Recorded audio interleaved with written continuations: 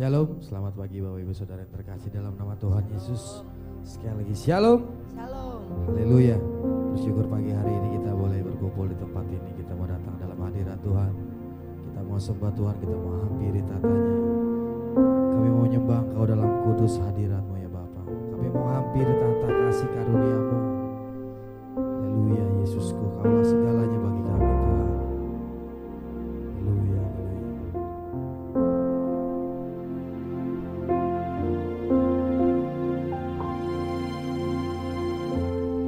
Ku menyembah dalam kudus hadirat-Mu, hampiri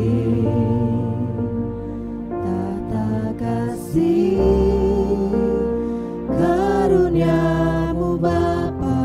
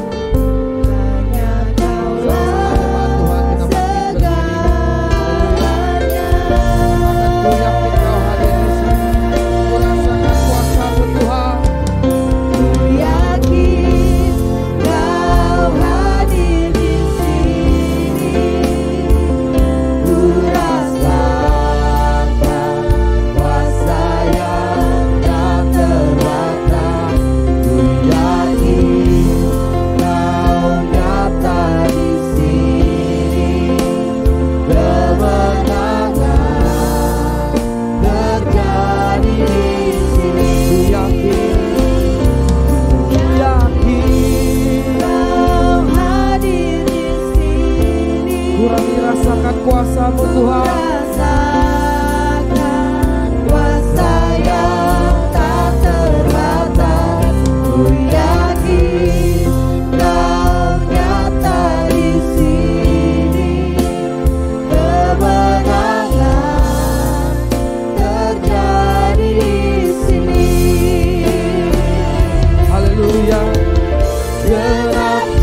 Aku memujimu,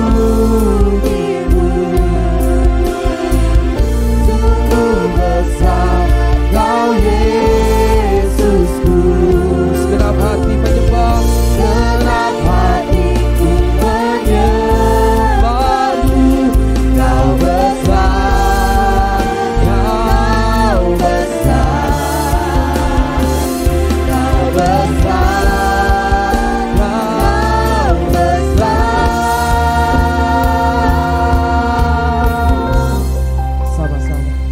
Ku yakin Kau hadir di sini. Kami rasakan kuasa-Mu. Rasakan kuasa yang tak terbatas. Ku yakin Kau nyata di sini. Kemenangan terjadi di sini. Haleluya, katakan lagi, kami yakin. Yakin Kau hadir di sini. Ku rasakan kuasa yang tak terbatas. Ku yakin Kau nyata di sini. Kemenangan terjadi di sini. Kemenangan terjadi di sini. Kemenangan terjadi.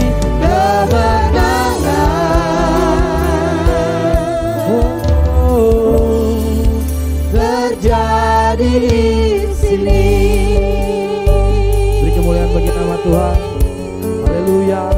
Kami percaya saat kami datang dalam hadirat-Mu Tuhan, kemenangan terjadi dalam hidup kami. Mari setiap jemaat Tuhan sembah Tuhan.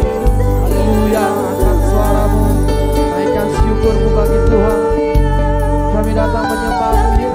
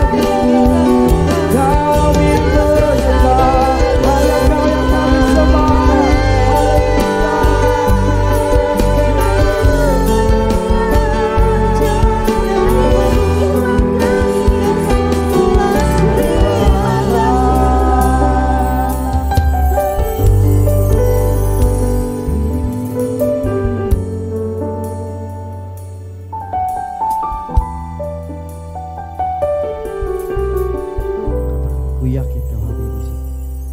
Yakin Kau hadir di sini. Ku rasakan kuasa yang tak terbatas.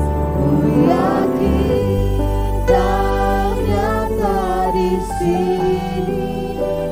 Kemenangan terjadi di sini. Kesembuhan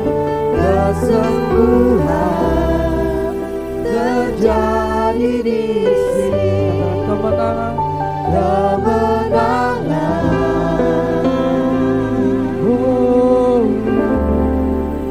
terjadi di sini.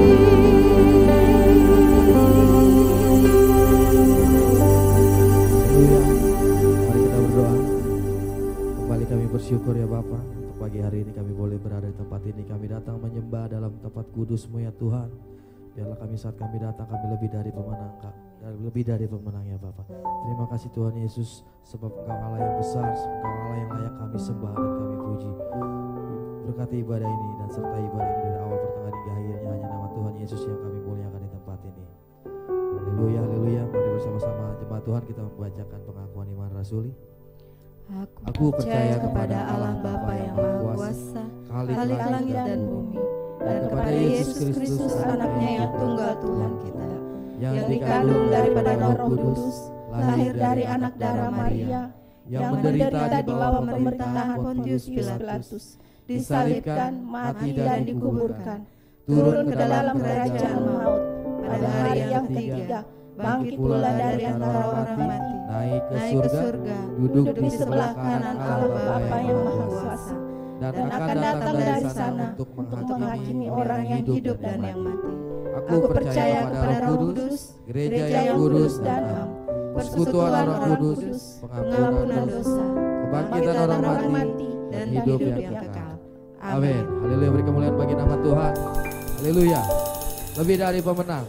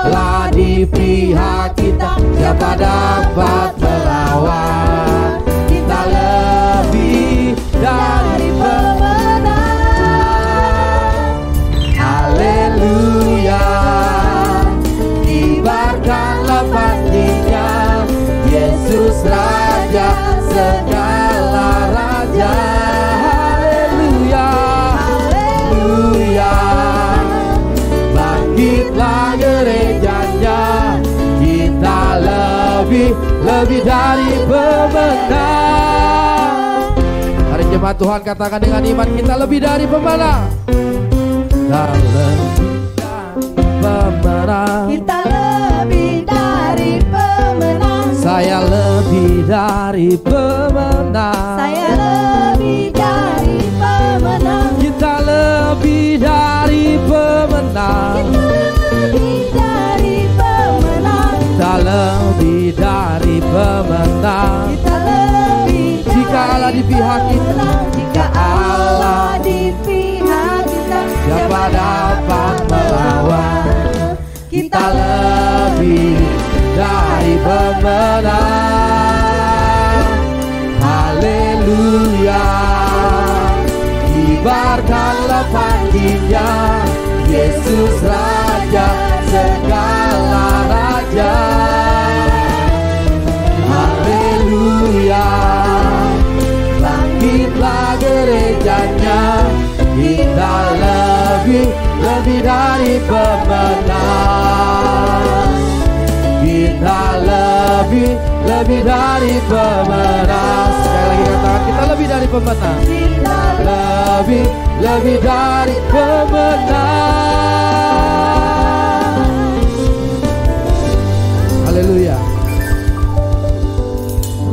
masih posisi berdiri, kita masuk dalam kebenaran firman Tuhan.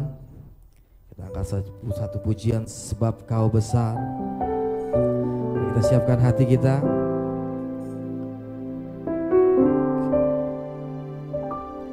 Ku beri kemuliaan dan hormat, ku angkat suara pujian, agungkan nama-Mu. Ku beri kemuliaan dan hormat, ku angkat suara pujian, agungkan nama-Mu. Sebab Kau besar, perbuatan-Mu ajaib, tiada seperti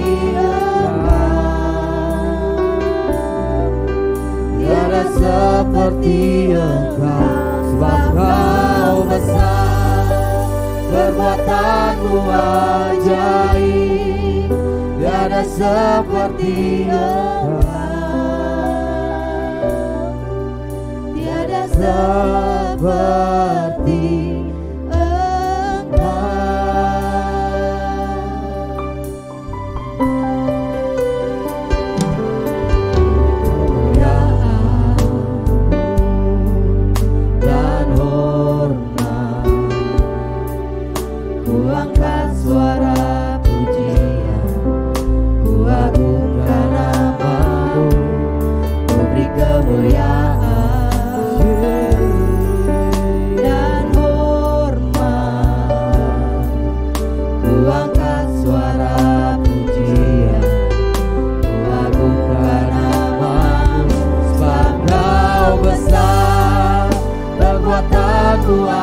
ajaib, tiada seperti Engkau, tiada seperti Engkau.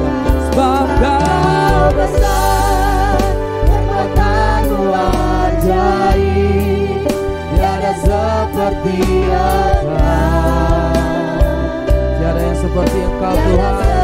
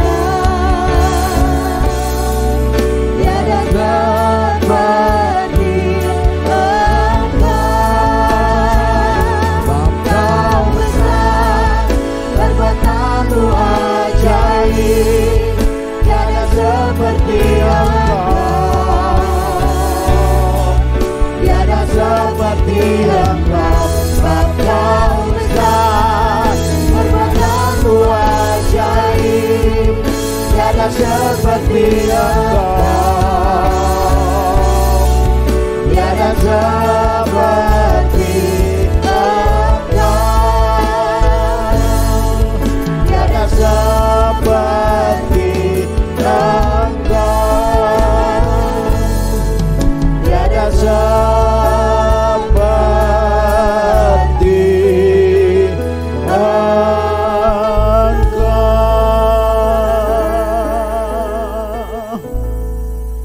yang menjadi pengakuan dari setiap kami anak-anak-Mu yang hadir bersekutu pada pagi yang indah ini Tuhan. Kami telah masuk pada hari ini dalam minggu ketiga masa Advent.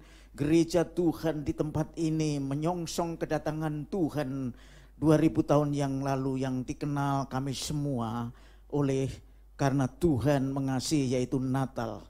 Tuhan, kami telah memuji memuliakan Engkau. Dan tiba saatnya kami seberapa yang hadir kali ini yang ada di rumah-Mu untuk mendengarkan firman-Mu yang sungguh-sungguh ajaib dan luar biasa. Tuhan, Engkau begitu baik dan memberkati kami, sehingga saat ini tiba saatnya kami mau buka hati kami sepenuhnya untuk Engkau melalui firman-Mu yang Kau singkapkan sebagai misteri ilahi yang kami terima dengan iman, melalui juga hikmat Tuhan yang Kau nyatakan di dalam Roh-Mu yang kudus, karena kami tidak bisa berbuat apapun tanpa Tuhan, karena hanya Roh Kudus yang menuntun kami ke dalam seluruh kebenaran melalui hamba-Mu yang tidak mempunyai apa-apa, dan kami semua yang siap untuk diubahkan, untuk diproses melalui firman-Mu hari ini. Sungguh Tuhan, kami percaya Engkau akan memberkati kami pemberitaan firman ini dari awal sampai selesainya. Urapi kami sekalian, baik hamba-Mu maupun kami semua yang mendengarkan, dan secara khusus kami juga pada kesempatan yang baik ini telah membawa persembahan yang juga daripada-Mu asal. Berkat ini bagi setiap kami sepanjang minggu ini Tuhan, Kau telah berkati dengan kesehatan, dengan berkat-berkat ekonomi, sosial, dan yang lain yang bagi kami adalah tidak lain kecuali daripada kasih karunia. Oleh karena itu hamba-Mu berdoa, berkati Tuhan setiap persembahan yang telah dibawa di bawah kaki-Mu sebagai persembahan yang harum dan kudus. Setiap rupiah ini boleh digunakan untuk kemuliaan melalui pekerjaan Tuhan di tempat ini. Pun kami berdoa buat hamba-hamba-Mu, anak-anak-Mu yang telah memberi persembahan, baik melalui persembahan yang ditaruh dalam kotak ini di gereja-Mu maupun baik persembahan juga yang disampaikan melalui online, rekening yang telah disediakan oleh-Mu melalui gereja-Mu. Berkati mereka, anak-anak-Mu yang juga mengikuti ibadah ini dari rumah masing-masing, supaya mereka juga sama seperti kami yang datang diberkati, karena Tuhan tidak pernah memandang muka, hanya melihat hati dan kesungguhan kami dalam kami beribadah kepadamu. Tuhan, terima kasih, terpuji nama-Mu, dan kami menyerahkan sepenuhnya pemberitaan firman Tuhan. Kau yang menyampaikan melalui hamba-Mu, dan nama Tuhan yang dipuji, dipermuliakan. Kami sambut firman-Mu Tuhan sama-sama pada pagi siang hari ini dalam nama Tuhan Yesus Kristus. Haleluya. Yang siap diberkati firman Tuhan katakan sama-sama amin. Puji nama Tuhan. Silakan duduk. Baik, Bapak Ibu Saudara yang dikasihi Tuhan, kita kembali akan mendengarkan firman Tuhan sebagaimana telah kami sampaikan tadi dalam doa, bahwa hari ini kita masuk dalam minggu ketiga masa Advent. Gereja seluruh dunia dan secara khusus Gereja Betel Indonesia Mawar Sarang Sigma akan menyongsong kedatangan Tuhan kali yang pertama 2000 yang lalu melalui peringatan Natal yang akan diadakan 25 Desember, hari Jumat yang akan datang. Saya menghimbau kita semua bisa hadir walaupun dengan kondisi yang terbatas, tetapi kerinduan kita untuk hadir bukan untuk berkerumun, tetapi untuk bertemu dengan Tuhan dan untuk memuliakan nama Tuhan. Bapak Ibu Saudara yang dikasihi Tuhan, tetap masih dalam seputar tema Natal yang diberikan oleh Gereja Betel Indonesia buat seluruh gereja jemaat lokalnya, termasuk gereja kita hari ini, yaitu bahwa sesungguhnya anak darah itu akan mengandung dan melahirkan seorang anak laki-laki, dan mereka akan menamakan dia Immanuel, artinya Allah menyertai kita. Bapak Ibu Saudara, kita sudah masuk di dalam kehidupan di mana Allah itu menyertai kita, dan itu disebut dengan nama atau sebutan Immanuel. Saudara, kata Immanuel itu hanya ada 3 kali disampaikan dalam Alkitab, yaitu dalam Yesaya 2 kali dan di dalam Injil Matius sekali. Ini tentu menjadi satu hal kalau kita berbicara tentang angka, ya. Kita tentu mencoba mengkorelasikan bahwa angka 3 adalah angka sempurna dalam pengertian kita mengenal Allah Tritunggal. Dan ketika ini disampaikan 3 kali, maka kita percaya ada makna yang penting bahwa kata Immanuel itu adalah kata yang sangat penting dan urgen bagi seorang Kristen, bagi gereja untuk memahami dengan baik supaya kita tidak kehilangan ajaran yang benar, bukan sekedar basa-basi, bukan sekedar ungkapan untuk menyatakan bahwa kekristenan punya istilah yang khusus. Kalau bukan Immanuel, bukan Kristen, bukan seperti itu. Tetapi kita akan belajar bagaimana Immanuel itu mempunyai makna yang begitu mendalam buat saudara dan saya, sehingga saudara dan saya hari ini akan belajar lebih dalam tentang Immanuel. Bapak Ibu Saudara, hari ini tentu kita akan belajar apa yang berkaitan dengan kata Immanuel yang jelas saudara dan saya sudah mengerti bahwa itu artinya adalah Allah beserta dengan kita. Ya.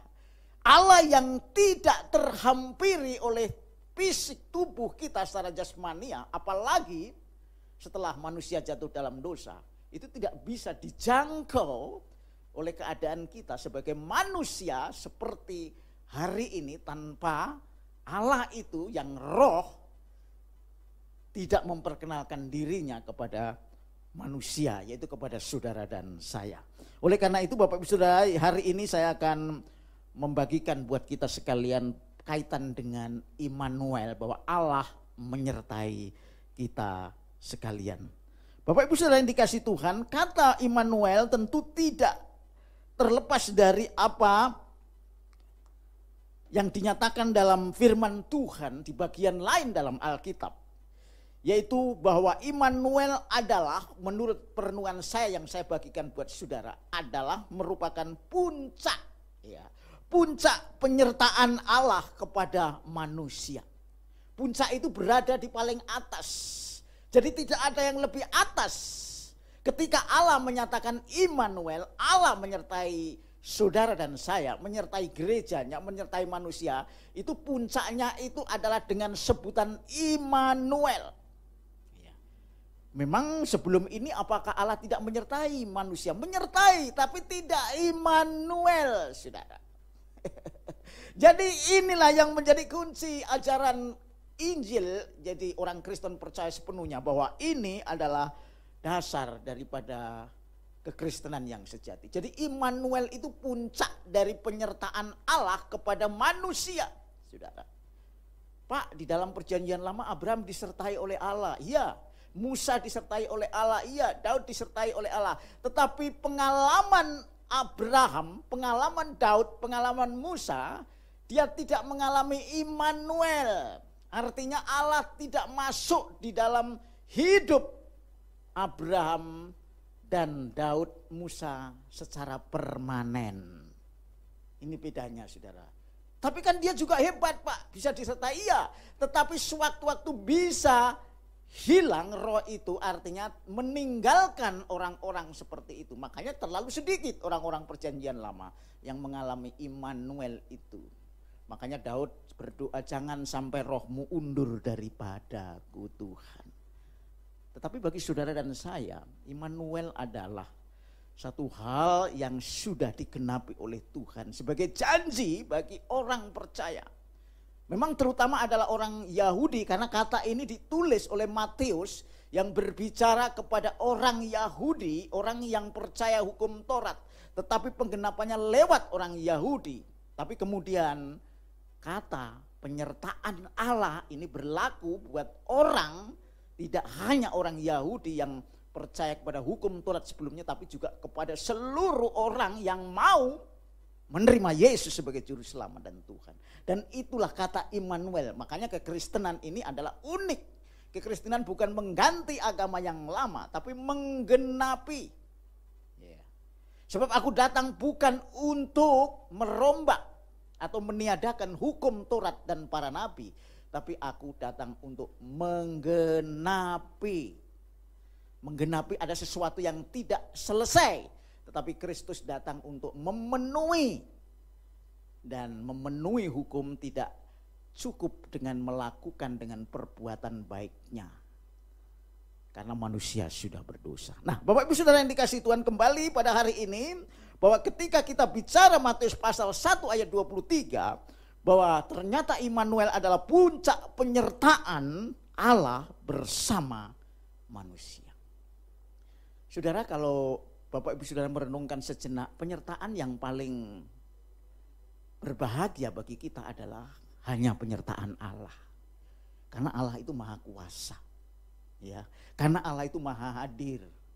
Dan Allah itu mau menjadi satu di dalam diri manusia. Saudara. Dan ini tidak mudah kalau kita coba renungkan, tetapi luar biasa. Begitu dahsyat, saudara. Kalau saudara baca di dalam kitab Perjanjian Lama, bahwa Allah itu hadir di bait Allah. Ya. Salomo itu juga mendapat pujian dan Tuhan senang sekali ketika bait Allah didirikan. Karena Allah mau hadir di bait Allah. Bait Allah pada waktu itu gedung, tempat di mana ada ruangan, yaitu halaman, ruang kudus dan ruang maha kudus. Dan Allah hadir di ruang maha kudus, di tempat saudara. Bukan di manusianya. Tetapi ketika genap waktunya, itu semua sebagai tuntunan sampai saatnya Allah itu mau hadir di dalam bait Allah yang sejati. Di mana itu? Di dalam diri manusia. Ini luar biasa. Dan saya ingin menyampaikan hal ini supaya saudara mengerti tentang kekristenan. Bukan sekedar kekristenan itu sekte lain daripada agama Yahudi. Tapi kekristenan adalah suatu keadaan di mana Allah menyingkapkan dirinya kepada manusia Yahudi pada umumnya dulu. Baru keluar supaya semua tergenapi dan akhirnya semua mendapat rahmat Tuhan. Yaitu apa? Penyertaan Tuhan yang dahsyat. Saudara-saudara, kita akan lihat ada beberapa hal berkaitan dengan penyertaan Allah ini. Ternyata ada hubungannya dengan Allah menyatakan diri bagi manusia. Jadi ada hubungannya ini. Kalau Allah menyertai manusia ini, kita akan lihat satu persatu, ada 3. Bahwa Allah itu menyertai, Allah itu menyatakan diri, maksudnya menyingkapkan diri, memperkenalkan dirinya. Itu ada 3 fase atau 3 cara. Perhatikan. Jadi kita lihat dulu ceritanya. Supaya saudara, ya tentu ini perlu belajar sedikit. Supaya kita tidak terlalu ketinggalan kereta ya. Ketinggalan jauh pengertian kekristenan. Saudara, yang pertama, kalau Allah itu menyatakan dirinya melalui karya dan hukum alamnya. Saudara, manusia itu sebetulnya tidak bisa berdalih. Saudara, apakah Allah ada atau Allah itu tidak. Saya kasih contoh, saudara lihat bintang di langit. Ya. Saudara lihat segala ciptaan alam yang sekarang saudara bisa lihat Google. Melalui Google saudara bisa lihat semua ciptaan alam semesta itu begitu agung. Bahkan manusia tidak bisa menjangkau. Teleskop kita, kemampuan orang menjangkau alam semesta ini ada batasnya. Tetapi masih ada lagi di mana ciptaan itu ada. Kalau saudara merenungkan kira-kira siapa yang menciptakan? Nah, itulah Allah yang menciptakan.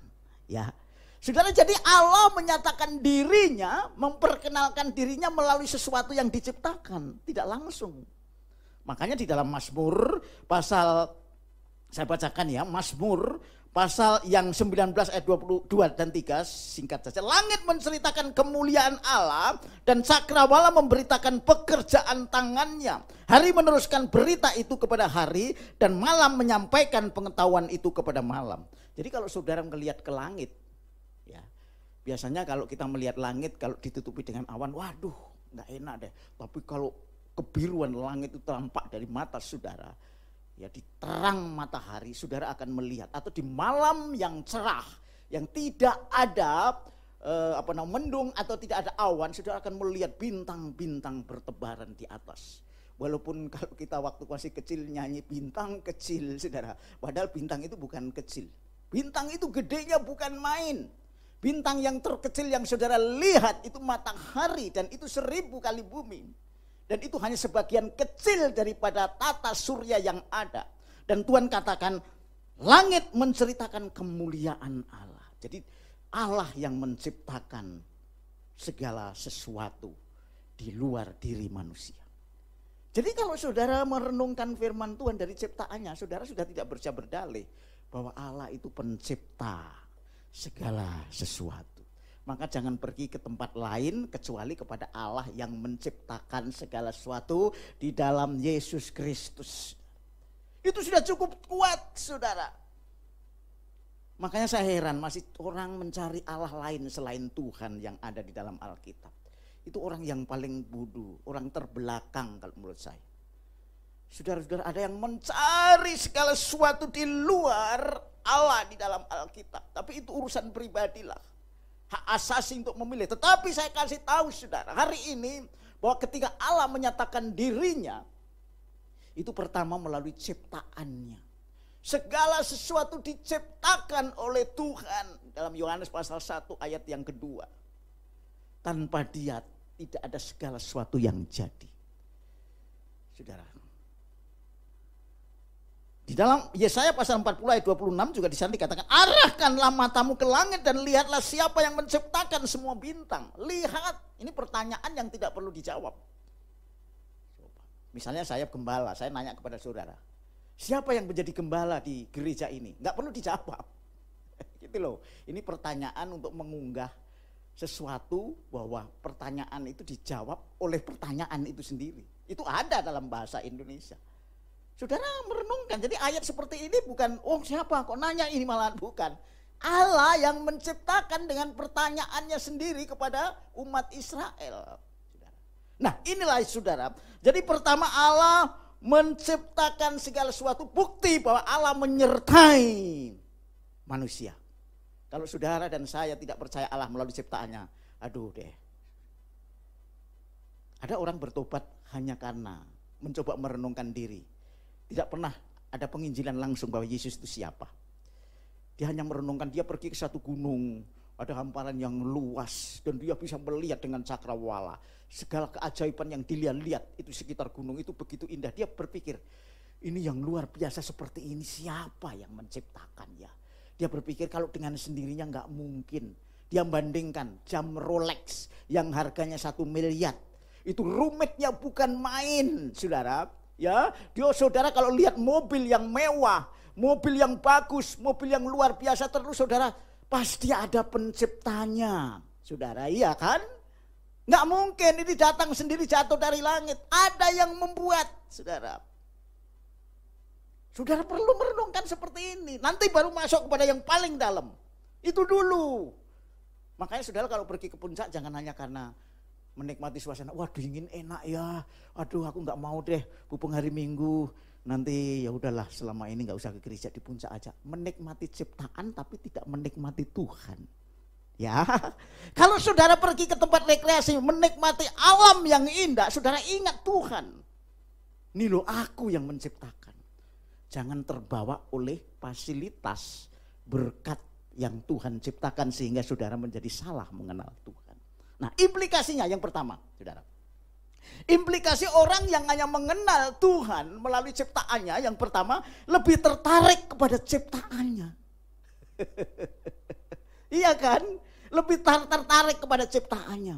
Bagi Tuhan gak ada yang mustahil. Itu ciptaan. Mukjizat. Lebih tertarik kepada mukjizat. Lebih tertarik kepada ciptaannya. Nah ini yang, tapi Tuhan harus lakukan itu karena supaya ada daya tarik. Manusia kalau gak seperti itu gak ada. Saudara kalau besok datang ya ke rumah saya, ada door prize. Wih seneng gitu ya. Kalau ada Natal, kemarin kita Natal di Perwil 5. Juga begitu. Ada door prize walaupun mulai online. Menarik. Door prize. Jadi orang datang itu tertarik karena hadiah. Orang Kristen juga masih kayak gitu kadang-kadang. Aku datang kepada Tuhan. Hadiahnya mana Tuhan? Gitu loh ya. Ciptaannya mana? Itu memang cara Tuhan memperkenalkan diri. Tapi bagi orang Kristen yang sejati, yang dewasa, yang mau sungguh-sungguh mengikut Tuhan, lebih dari sekedar mengenal seperti itu.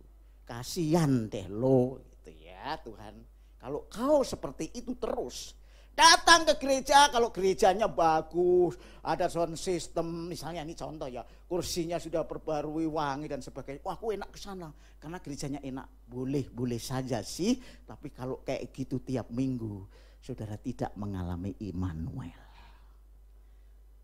Itu implikasinya. Jadi orang cenderung untuk menikmati berkatnya. Iya kan? Saudara kalau pergi rekreasi coba. Saya khawatir kalau kita retret dengan rekreasi itu. Yang saudara ingat rekreasinya. Bukan persekutuan pada waktu retret dengan Tuhan. Ini saudara, loh kok begitu Pak? Iyalah, saya pun juga seneng kok di tempat yang dingin enak, di rumah sumpek. Tapi kita kan harus sadar siapa yang membuat tempat dingin saudara nikmat. Puji Tuhan, aku bisa menikmati udara yang segar. Terpujilah Engkau Tuhan. Kan begitu.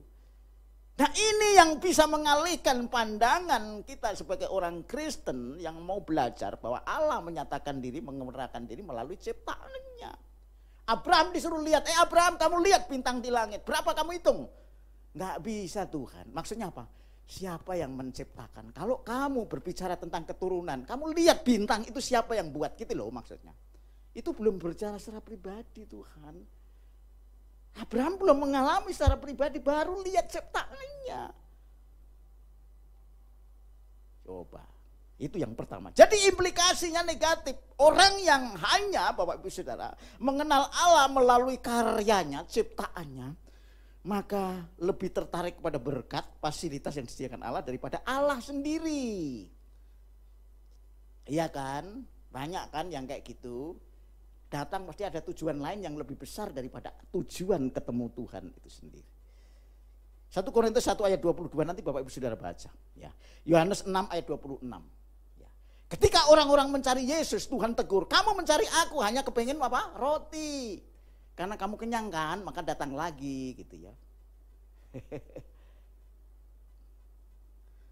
Ya kalau saya memberi ilustrasi nanti dikira kita nyinggung, tapi sebetulnya enggak. Kita hanya introspeksi diri kita sendiri. Memang gereja-gereja yang penuh biasanya ada fasilitas tambahan.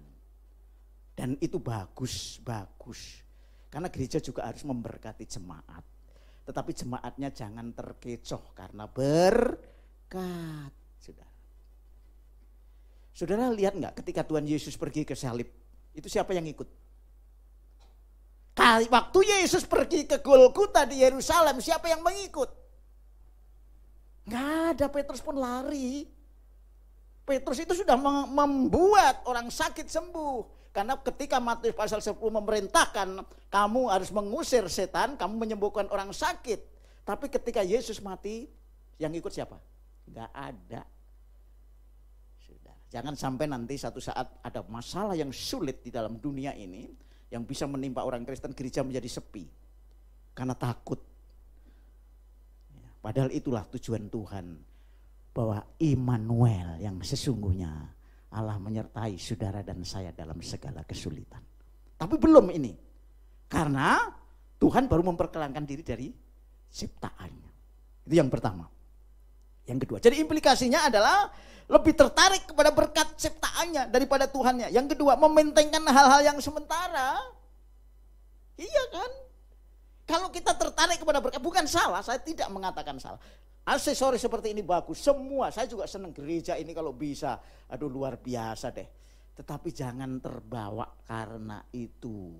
Karena itu ciptaan, apalagi ciptaan manusia. Ciptaan Allah aja tidak membawa kita untuk mencintai lebih dari Tuhan. Kita hanya memakai sementara kita perlukan. Ya, itu perhatikan. Itu bisa dikembangkan dengan karir, dengan orang lain. Kita mencintai sesama, kalau melebihi Tuhan nggak boleh. Walaupun kemanusiaan itu penting, tapi melebihi, waduh sulit. Nah, karena itu Bapak Ibu Saudara lebih mementingkan Jadi fase yang pertama itu adalah kelemahannya atau negatif, lebih tertarik pada berkat atau fasilitas daripada Tuhannya sendiri, mementingkan hal yang sementara atau yang fana. Yang fana, bahkan tubuh kita fana loh Bapak Ibu Saudara. Itu sampai ke tubuh aja fana loh, heran. Makanya saya kadang-kadang kalau merenungkan firman Tuhan, lah Tuhan itu katanya suruh mencintai diri sendiri, kenapa kok tubuhnya akhirnya mati? Nah itulah memang kenyataan firman. Jadi tubuh kita itu mati. Saudara kalau sudah mati walaupun pakai jas harga mahal, ya, yang ngelihat aja yang seneng. Wah papaku gua kasih jas, dulu waktu hidup nggak dikasih jas, gitu ya. Fana saudara. Itu aja Tuhan loh katakan yang fana lebih disenengin manusia, karena merasa bahwa hidup di bumi itu sudah segalanya. Nah, itu loh Bapak Ibu Saudara. Jadi itu yang pertama. Yang kedua, Allah menyatakan dirinya melalui hukumnya. Tadi hukum alam dan ciptaannya ya. Sebetulnya saya mau tambahkan tapi terlalu panjang ini. Tadi ciptaannya dan hukum alamnya. Jadi Tuhan itu memperkenalkan diri melalui ciptaannya yang luar biasa, yang saudara tidak bisa mengerti kadang-kadang. Dan itu saudara harus terima bahwa memang Tuhan pencipta. Yang kedua, hukum alamnya. Hukum alamnya itu melalui aturan yang saudara, walaupun orang Kristen gak bisa mendoakan supaya jatuh dari hubungan saudara tidak sakit. Gak bisa. Amin. Saudara dan saya naik mobil, ngebut kecepatan 150 di jalan tol, saudara kemungkinan untuk tidak nabrak nggak bisa, itu hukum. Malah saudara menggunakan, saya kan bersama dengan Tuhan, maka saya ngebut 180 di jalan tol, pasti tidak akan tertabrak. Itu hukum yang Tuhan berikan. Tidak berlaku bagi orang Kristen tapi semua. Kadang-kadang orang Kristen yang model-model kita itu mengabaikan. Kayak gitu. Nah ini yang diperhatikan ya. Jadi Allah menciptakan segala sesuatu untuk mengenalkan dirinya supaya tahu bahwa Allah. Allah menciptakan selalu melalui hukum-hukumnya. Kalau saudara mau pintar ya belajar. Kalau mau mengerti Alkitab, belajar Alkitab. Maksudnya belajar bersama dengan Tuhan. Roh Kudus, orang-orang dan semua yang dipakai Tuhan untuk memberkati saudara, belajar. Nggak bisa. Kalau kita mengandalkan langsung saja, mungkin bisa sekali-kali dalam keadaan emergency. Tapi kalau terus saudara nggak belajar, karena kita diberi otak untuk belajar, pikiran untuk memikir, ya. Tapi minta pimpinan Tuhan. Ya, jadi melalui hukum dan cipta. Yang kedua, jadi Tuhan menciptakan segala sesuatu untuk menyatakan diri pada fase pertama. Yang kedua, Tuhan mengenalkan dirinya melalui hukum. Hukum moral maksudnya. Ya, jangan membunuh, ya jangan bersaksi dusta, jangan berzina, melalui hukumnya. Itu yang kedua. Karena tadi menciptakannya melalui hukumnya. Nah, dalam hal ini Bapak Ibu Saudara, kita akan baca. Mari saya akan bacakan. Dalam Yakobus pasal 2 ayat 10 disantikan, sebab barang siapa menuruti seluruh hukum, artinya hukum Taurat dan hukum para nabi, tetapi mengabaikan satu bagian daripadanya, ia bersalah terhadap seluruhnya. Jadi sekalipun hukum itu baik, saudara juga belajar melalui hukum. Hukum makan misalnya, supaya tidak banyak makan gula. Hukum tentang istirahat, saudara banyak istirahat supaya tidak stres. Itu juga, tetapi itu semua tidak menyelamatkan. Artinya hanya mengendalikan sampai waktunya saudara dan saya meninggal. Hukum-hukum seperti ini memang diberikan. Tetapi hukum yang seperti ini ternyata Tuhan yang sesungguhnya itu belum sampai kepada Immanuel. Belum, itu hanya penuntun, saudara. Makanya Paulus bertobat, terima Yesus. Walaupun dia adalah ahli Taurat, dia orang Farisi yang mengerti tentang hukum moral, Bapak Ibu Saudara, dia bertobat karena dia merasa bahwa hukum yang dilakukan itu menyelamatkan, saudara. Keselamatan yang dimaksud di sini adalah keselamatan kekal.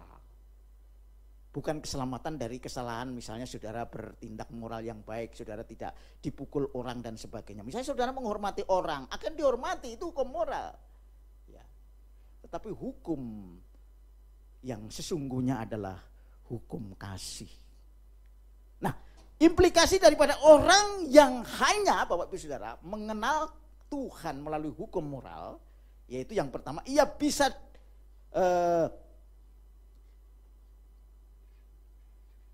ia mengutamakan ajaran, dogma. Apa sih kalau nggak mau kayak gitu, begini, kalau gitu, semua diukur dengan ukuran manusia yang terbatas. Makanya hari Minggu pergi gereja, kalau enggak kamu pasti Tuhan marah. Gitu ya. Ini literal, ini adalah pengertian-pengertian yang pendek, pengertian-pengertian pragmatis, saudara. Itu memang iya, bagi orang yang kanak-kanak seperti mungkin saudara dan saya mengalami, saudara harus seperti itu dengar. Awas kalau kamu enggak memberi kepada Tuhan, kamu akan diberi, enggak diberi, saudara. Nah, hukum seperti ini Bapak Ibu Saudara, akhirnya saudara terpaku kepada hal-hal yang pragmatis, yang jangka pendek, yang tidak sesungguhnya. Ini ahli-ahli Taurat dia mengalami seperti itu. Makanya kalau ahli Taurat ketemu Tuhan Yesus, dia berdebat. Ngapain Yesus itu makan sama orang berdosa? Ya, ngapain hari Sabat ada kesembuhan? Dia tahu bahwa hari Sabat itu enggak boleh orang kerja. Tapi enggak tahu esensi hari Sabat yang sesungguhnya. Saudara tahu enggak? Sesungguhnya saudara datang ke gereja itu apa? Kalau menurut hukum kasih. Kalau menurut Injil, berbeda menurut hukum Taurat. Saudara, dalam perjanjian lama orang yang berdosa masuk dalam ruang Maha Kudus mati. Ya karena dia enggak menghormati Allah. Jadi tahunya dia harus dikasih tahu. Kalau kamu enggak menghormati aku di ruang Maha Kudus, kamu mati. Itu terbukti karena apa? manusia batiniah pada zaman perjanjian lama nggak bisa dikasih ngerti. Makanya harus dikasih tahu yang gampang dimengerti. Gitu loh. Jadi manusia perjanjian lama itu seperti anak kecil. Nah, jangan kamu pegang api. Nanti kamu terbakar. Oh enggak, kasih api dulu. Oh iya gitu. Nah itu baru tahu ya. Makanya kadang-kadang di gereja ini dalam khotbah ya suka kayak gitu. Ada yang harus keras kepada anak-anak atau orang-orang yang belum mengerti. Harus disampaikan langsung. Tapi bagi orang dewasa sudah tidak perlu pakai istilah-istilah yang disebut ungkapan, bahasa basi. Itu kadang-kadang Tuhan berbicara, saudara. Oleh karena itu Bapak Ibu Saudara, orang yang hanya mengenal Allah melalui hukum, hukum Tauratnya ya, hukum moralnya, itu ada negatifnya. Saudara. Dia merasa bahwa setelah dia melakukan hukum itu, dia menjadi lebih suci. Gitu. Apa dia? Saya yang sudah 20 tahun menjadi orang Kristen. Pasti aku yang lebih berkenan kepada Tuhan. Bukan. Itu hukum yang tertulis di otak. Tapi saudara sebetulnya tidak mengerti kasih Tuhan yang mengubahkan hati. Nah, oleh karena itu Bapak Ibu Saudara, implikasi bagi orang yang mengenal Tuhan hanya melalui hukum itu lebih banyak menggunakan dogma. Bukan salah dogma, memang ada aturan. Aturan itu penting, tetapi saudara memaknainya menjadi orang Kristen yang hidup dalam Injil Tuhan harus lebih dalam, saudara. Memahaminya harus lebih dalam, bukan sekedar letterlek, bukan sekedar literal, tapi lebih dalam, saudara. Dan itu bisa, saudara, mengalami itu kalau saudara mengalami Immanuel.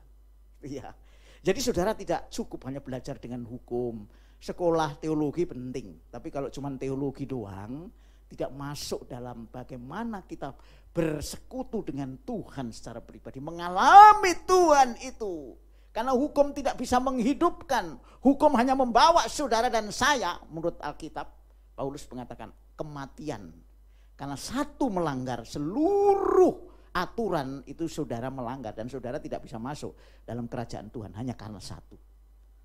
Itu hukum. Makanya sebetulnya orang itu tidak diselamatkan karena perbuatan hukumnya. Karena perbuatan baiknya. Karena itu bukan yang menyelamatkan, saudara. Yang menyelamatkan itu harus pribadi yang disebut juru selamat.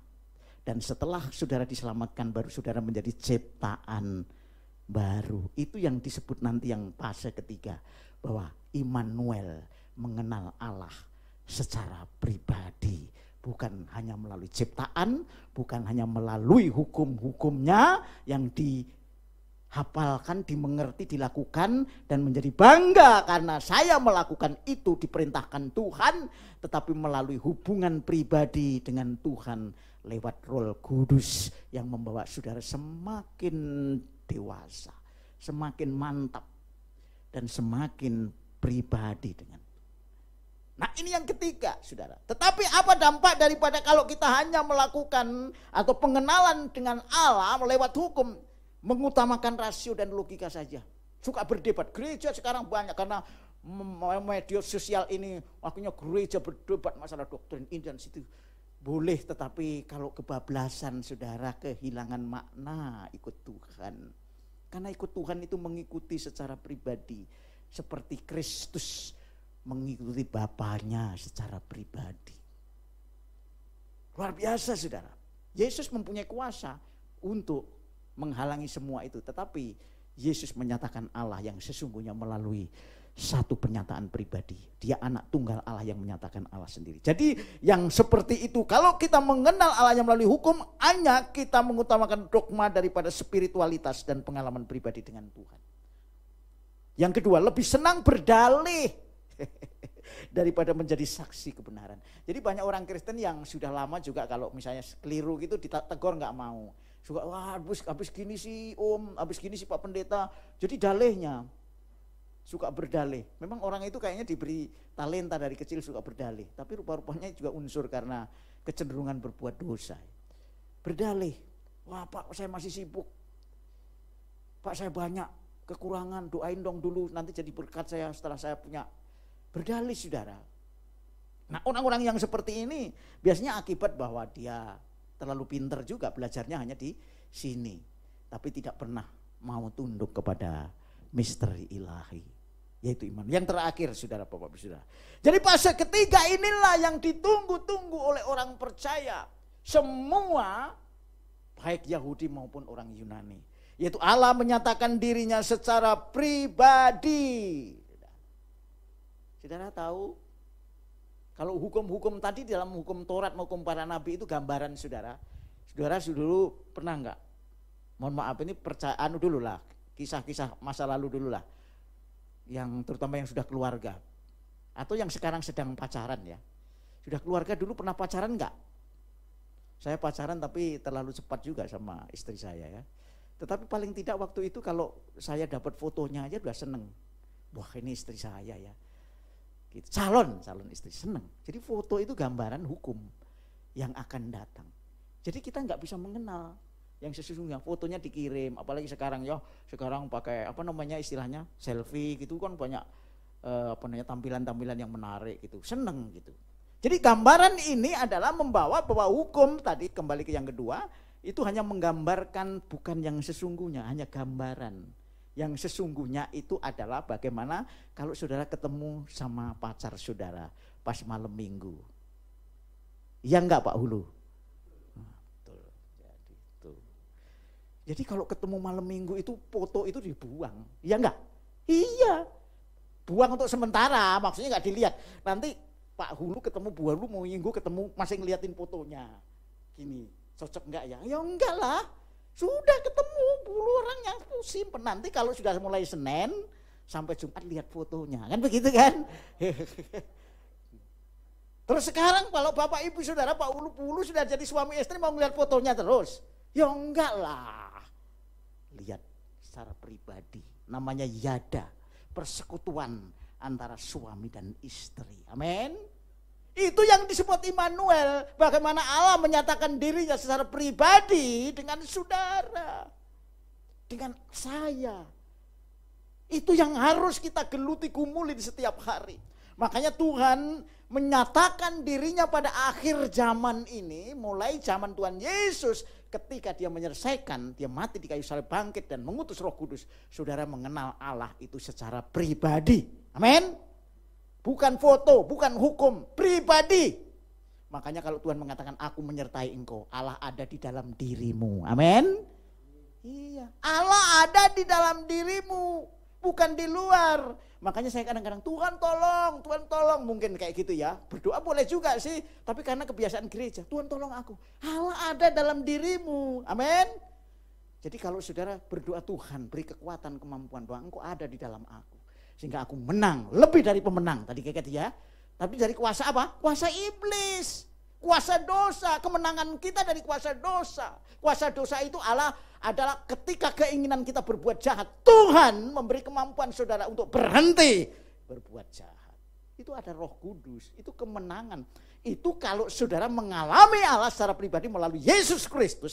Karena dia Allah sendiri yang datang kepada saudara. Masuk dalam hati saudara melalui Roh Kudus. Luar biasa enggak ya?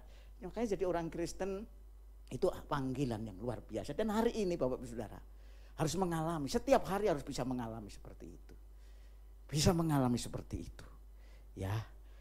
Oleh karena itu Bapak Ibu Saudara ayat yang menguatkan di sini adalah, mari saya akan bacakan di dalam fase yang ketiga.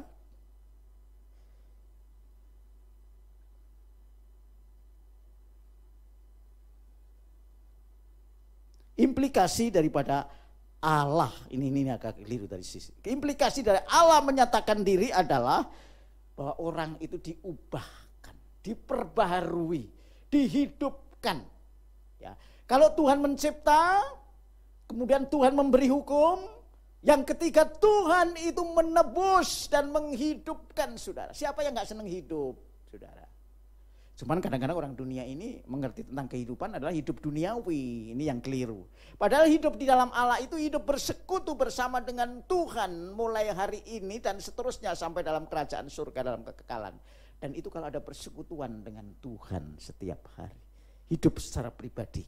Jadi implikasi bagaimana saudara mengenal Tuhan, maka saudara dan saya adalah bisa diubahkan, diperbaharui, dan menjadi serupa dengan gambar dari diri Allah. Gambar diri Allah itu siapa? Yesus Kristus. Saudara menjadi orang istimewa dalam Tuhan karena Kristus, karena Roh Kudus. Karena itu Bapak Ibu Saudara, di dalam Roma pasal 8 ayat 29, ya, Roma 8 ayat 29 saya akan bacakan karena ini inti daripada Immanuel itu sendiri. Roma 8 ayat 29, ya, yang berbunyi begini. Sebab semua orang dipilihnya dari semula, mereka yang ditentukan dari semula untuk menjadi serupa dengan gambaran anaknya, yaitu Yesus Kristus, supaya ia anaknya itu menjadi yang sulung. Dan saudara menjadi saudara daripada Yesus, menjadi satu persekutuan. Kalau saudara menjadi satu dengan Yesus dalam komunitas, makanya Allah menyertai kita. Kita itu banyak. Bukan hanya pribadi, lepas pribadi. Saudara disertai Tuhan bersama dengan Yesus melalui Roh Kudus sehingga menjadi anak Allah. Dan kalau saudara menjadi anak Allah, Yesus yang sulung, yang memimpin saudara menjadi Tuhan, maka saudara mewarisi kerajaan Allah. Kalau kau dan saya mau hidup seperti Kristus. Itu sebetulnya tujuannya. Oleh karena itu Bapak Ibu Saudara, ia bisa diubahkan, diperbaharui, dan menjadi serupa. Waduh, senang sekali kalau kita menjadi serupa seperti Kristus. Kolose 1 ayat 15 bahwa Yesus adalah yang sulung dari semua yang diciptakan. Yang terutama, sebetulnya ini dulu Adam yang direncanakan, tetapi Adam gagal. Yesus sendiri menjadi Adam kedua, menjadi yang sulung bagi saudara dan saya. Kemudian dampak daripada orang kalau mengenal Allah secara pribadi. Makanya saudara harus punya persekutuan secara pribadi dengan Allah. Setiap doa saudara harus sampai mempunyai rasa persekutuan dengan Tuhan. Kalau Allah menyertai saudara melalui Immanuel, saudara tidak takut satupun apa yang akan terjadi. Mestinya seperti itu. Yang kedua, saudara juga harus punya persekutuan dengan orang lain. Percuma saudara persekutuan dengan Tuhan saja, tapi tidak bersekutu dengan orang lain. Merasakan apa yang orang lain lakukan, yang rasakan, sehingga saudara bisa berbagi. Merasakan. Saudara, itu persekutuan. Jadi itulah kehidupan kita sebagai orang Kristen ketika Allah menyatakan diri, Immanuel. Itu ada kaitannya dengan 3 fase. Allah menyatakan diri melalui ciptaannya, saudara, hanya lebih cenderung bahayanya kepada berkatnya, ya, atau fasilitasnya belum sampai kepada Tuhan. Allah menyatakan diri melalui hukum-hukumnya, saudara lebih bangga dengan melakukan apa yang Tuhan perintahkan, tapi saudara nggak punya persekutuan. Tapi yang terakhir, Allah menyatakan diri melalui pribadinya, yaitu firman-Nya sendiri, sehingga saudara bisa ditebus, saudara bisa diperbaharui, dan saudara bisa menjadi serupa. Karena Allah menjadi pengantara antara manusia dengan Allah, supaya saudara mempunyai persekutuan yang sesungguhnya dengan Allah yang sejati dan dengan sesama. Karena itu Bapak Ibu Saudara, mari saya mengajak kita semua, Immanuel, Allah menyertai saudara. Karena Yesus telah menyatakan diri Allah yang sejati kepada saudara melalui kematiannya, kebangkitannya, dan Roh Kudusnya. Dan saudara sekarang hidup bersama dengan Tuhan. Sebab roh yang ada di dalam saudara lebih besar dari roh yang ada di dunia ini. Sehingga tidak usah takut kepada apapun, karena Tuhan pasti menyertai saudara. Tuhan Yesus memberkati kita sekalian. Haleluya. Amin. Baik. Puji nama Tuhan. Bapak Ibu Saudara, kita akan angkat satu pujian ucapan syukur kita. Mari kita angkat satu pujian yang sudah sering kita nyanyikan. Sembah dan puji penuh tahta-Mu.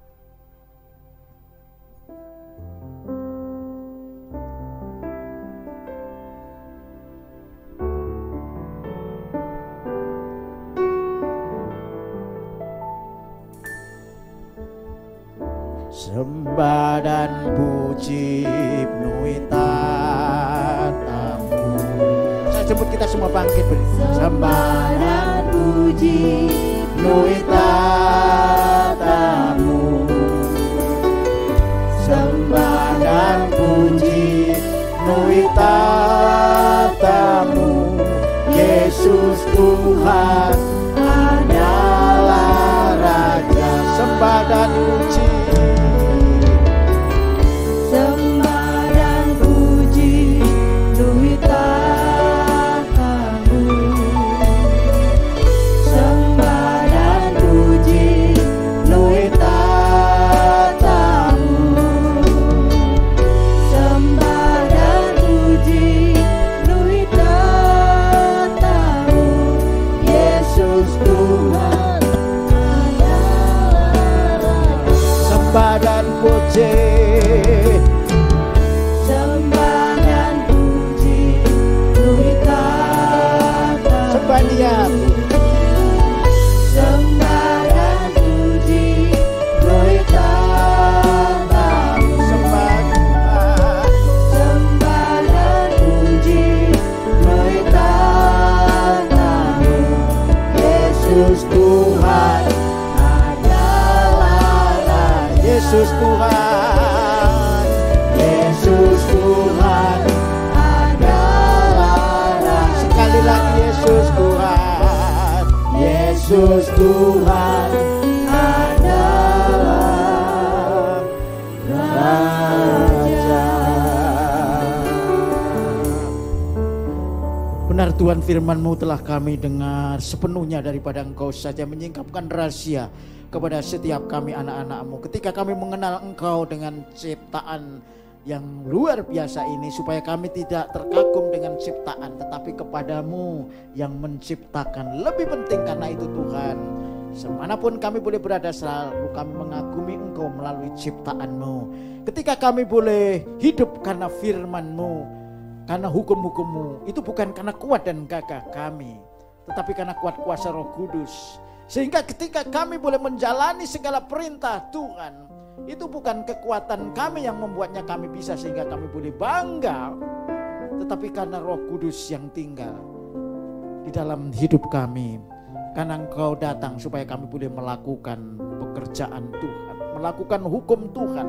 Dan hukum yang demikian ketika kami lakukan dengan kuat kuasa Roh Kudus, kami diubahkan, kami diberkati, kami bahkan dimuliakan karena kami melakukan seperti Kristus lakukan. Oleh karena itu Tuhan, kami telah menyambut Engkau hadir di dalam hati kami, dalam pikiran kami, dalam seluruh hidup kami. Sehingga walaupun tubuh kami lemah, sering kami berbuat dosa Tuhan, hari ini Kau singkapkan, kami selalu datang kepada Tuhan, beri kekuatan Roh-Mu, sehingga semua yang membuat kami jauh daripada Tuhan Kau singkirkan. Itu keinginan-keinginan dosa, keinginan jahat, yang semua ada dalam tubuh kami yang lama sudah dimatikan karena kuasa Roh-Mu yang kudus, karena firman-Mu yang menyucikan, dan karena darah Tuhan. Berkati jemaat-Mu yang hari ini mendengarkan, baik melalui onsite maupun online. Tuhan, Kau menyertai mereka supaya kami boleh diberkati, karena kami telah mengenal Tuhan secara pribadi, dan Tuhan mengenal kami secara pribadi dengan intim, sehingga hidup kami akan berbuah dan memuliakan Kau. Berkati mereka Tuhan, kalau mereka mesti dalam keadaan yang kurang sehat, Tuhan berkati supaya mereka sehat. Bebaskan kami semua dari kecelakaan, dari dampak COVID-19. Kami percaya Tuhan menyertai kami. Kalau kami sungguh-sungguh hanya berharap dan memohon belas kasihan Tuhan, menyerahkan hidup kami kepada Tuhan, maka Tuhan pasti akan menuntun dan menguatkan dan membawa kami kepada kemenangan atas kemenangan. Terima kasih Bapa, terpuji nama-Mu, dan kami menyerahkan seluruh jemaat-Mu yang ikut ibadah pada pagi ini, baik di tempat ini maupun melalui online service di rumah masing-masing. Terpujilah nama-Mu dalam nama Tuhan Yesus Kristus. Haleluya. Amin. Silakan duduk, Tuhan Yesus memberkati kita sekalian, dan kita akan mengikuti pengumuman melalui multimedia kisah. Jemaat yang datang membawa kendaraan, silakan parkir kendaraan di tempat yang sudah disediakan.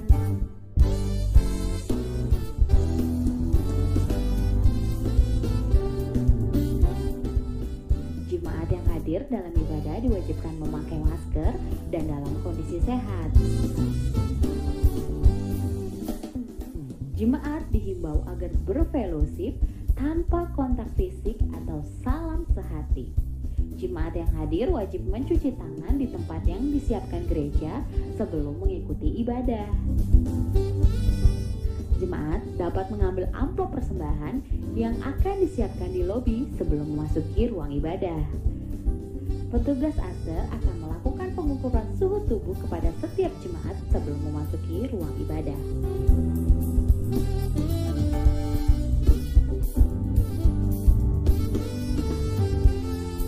Jemaat dengan suhu tubuh di atas 37,3 derajat Celcius tidak diperkenankan mengikuti ibadah di gereja.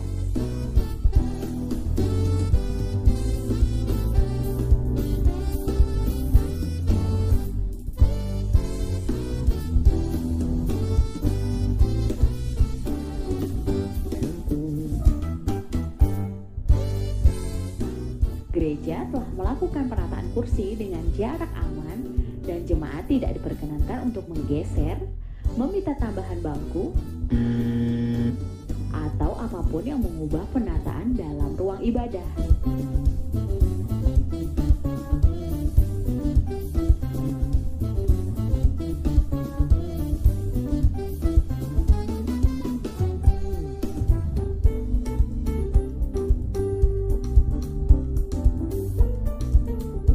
Jemaat diharapkan langsung pulang usai ibadah dan tidak berkerumun di lingkungan gereja.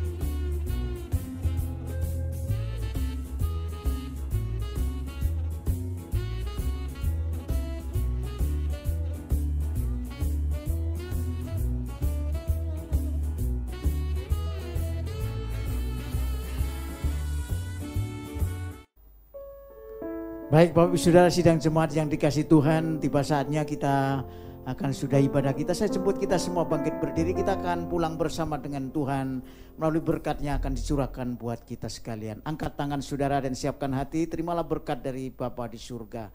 Kasih yang sempurna, ajaib, mulia dan agung dari Bapa di surga di dalam nama Tuhan Yesus Kristus anaknya yang tunggal serta dengan persekutuan rohnya yang kudus menyertai Bapak Ibu Saudara kita sekalian mulai hari ini sampai selama-lamanya. Tuhan beserta dengan kita, Immanuel, Tuhan datanglah kali yang kedua. Dalam nama Tuhan Yesus Kristus yang siap menerima berkat dalam ibadah akhir ini, katakan sama-sama, amin. Terima kasih Yesus, terima kasih Yesus, puji syukur hanya bagimu ya Allahku, ya Tuhanku. Terima kasih Tuhan, terima kasih Yesus, terima kasih Yesus, puji syukur hanya bagimu, terima kasih